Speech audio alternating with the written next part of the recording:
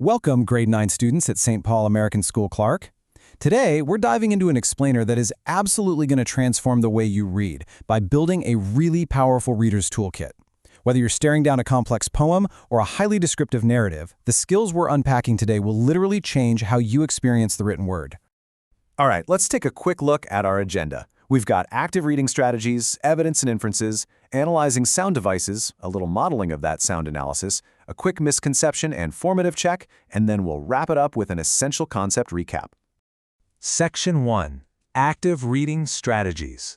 So, looking at research from the Korczak Center for Learning and Creativity, they highlight a huge point. To truly understand what we read, we have to consciously differentiate between passive and active reading. Look, we've all done passive reading, right? That's when your eyes just kind of gloss over the words, you get to the end of the chapter, and you realize you have absolutely zero idea what just happened. It's so frustrating.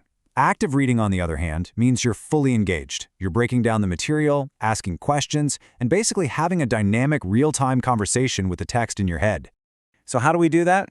Well, to be active readers, we use specific strategies while we read. First up, visualize. You want to create this vivid mental picture of the settings, the characters, and the actions. If an author describes a cold, bumpy rock, you should be picturing and almost feeling that rock in your mind's eye. Second, make connections. You do this by summarizing the content in your own words or by creating personal analogies. When you tie the text back to your own life experiences, it stops being just ink on a page, It becomes an actual lived experience. Moving right along to Section 2. Evidence and Inferences.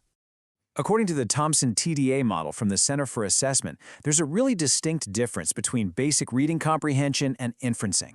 Basic comprehension, that's just getting the surface-level info the author hands you. But inferencing requires you to read between the lines and interpret the deeper meaning. It's basically the crucial bridge that takes us from just comprehending a text to actually analyzing it and unlocking its subtext. Think of inferencing like a simple equation. Step 1, extract specific text evidence. Step 2, combine that evidence with your own background knowledge. And Step 3, use those two pieces together to interpret the author's meaning. What's super cool about this is Step 2. Your background knowledge is the secret ingredient.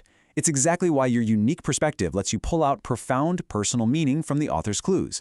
It's a careful calculation for sure, but a highly creative one. Let's apply this equation to a text called Blueberry Picking by Donald Hall. In it, the narrator is really struggling. His pail is full of leaves and branches, his knees are giving out, he tries picking two-handed, and still, his pail is only a quarter full. But meanwhile, he hears his grandfather grunt as he effortlessly empties a totally full bucket. And this brilliantly illustrates our equation in action. We take our text evidence. The boy can't get comfortable, his bucket's barely full while his grandpa is just crushing it. Then we add our background knowledge. We know that failing at a tough physical task while someone right next to you makes it look easy is incredibly annoying, right? So we can correctly infer that the grandson feels frustrated. But because he keeps trying different physical positions, we can also infer he's highly persistent. See? Evidence plus background knowledge equals inference. Boom. Okay, Section 3.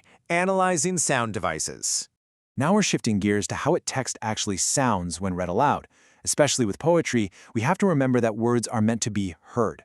We listen for specific sound devices. Our toolkit includes repetition, alliteration, assonance, onomatopoeia, rhyme, rhythm, and meter.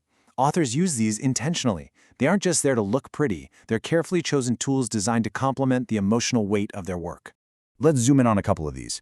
According to Arpin Johnson's Sound and Sense, rhythm is defined as any recurrent recurrence of motion or sound. In speech, it's just the natural rhythm of language, and this heavily depends on which syllables are stressed or accented when we speak them out loud. Honestly, paying attention to rhythm completely changes how you experience a poem's energy and momentum. Another highly effective device is onomatopoeia. It's a literary device with Greek roots that relies on words that literally imitate the sound they name. They're basically pure sound effect words. Writers use these to emphasize the auditory reality of what they're describing. Think of classic examples like boom, meow, crash, sizzle, crunch, and buzz. Section 4. Modeling sound analysis. Looking at this excerpt from Edgar Allan Poe's famous poem, The Bells, let's listen closely to identify the onomatopoeia and figure out its purpose together. The text says, "Hear the sledges with the bells. Silver bells, what a world of merriment their melody foretells, how they tinkle, tinkle, tinkle." What's really fascinating here is Poe's specific word choice of tinkle. I mean, he could have just said the bells were ringing or sounding, right? But he chose tinkle because it actively imitates the exact light, merry sound of small silver bells. A massive bell might make a heavy bong-bong noise, but tinkle perfectly emphasizes the pleasant, icy nighttime setting he's describing. That is onomatopoeia, used with absolute precision. Section 5. Misconception and formative check. Okay, let's test out our new toolkit to see what we've discovered together. First question, true or false? Is an inference just a wild, uneducated guess about what an author is trying to say? Take a second and think back to our equation. False. Remember that equation from the Thomson TDA model? An inference is never just a wild guess, because it absolutely must be grounded in specific text evidence, which you then connect to your background knowledge. Simply put, if you don't have text evidence to back it up, it's just not a valid inference. All right, next question. Which active reading strategy from the Korczak Center research involves mentally picturing the settings and characters as you read? If you said visualizing, you hit the nail on the head. You're absolutely right. Visualizing turns words into a movie playing in your head, which completely locks in your understanding of the text. And finally, Section 6, Essential Concept Recap. Let's bring all these incredible tools together. A strong grade 9 reader actively visualizes and connects with the text, rather than just reading passively. They use that inferencing equation, combining text evidence with background knowledge to uncover deeper hidden meanings. And finally, they listen closely to the text to analyze sound devices like rhythm, onomatopoeia, and meter to see exactly how sound complements the author's overall message. So I'll leave you with this. How are you going to use this newly acquired Reader's Toolkit to uncover the hidden layers of meaning and sound in the very next text you read? Don't just read the words. Experience them, analyze them, and figure out what the author is really trying to say. Thanks for joining me on this explainer, and happy reading.